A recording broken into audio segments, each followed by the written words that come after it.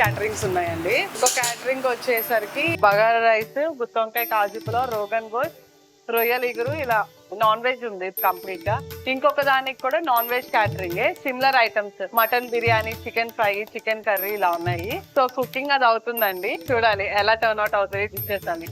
Catering లో 3 పప్పులు వడ ఉందండి.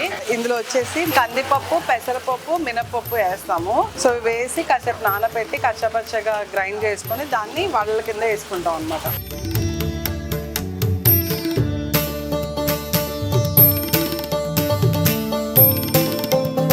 Seems to be quite good. Lotus stem was awesome. We enjoyed eating it and మిరియాల చారు అయితే ఘాటు మస్తు ఉంది. ముక్కులోంచి అన్నింటిలో water కారిపోయింది. I recommend for everyone.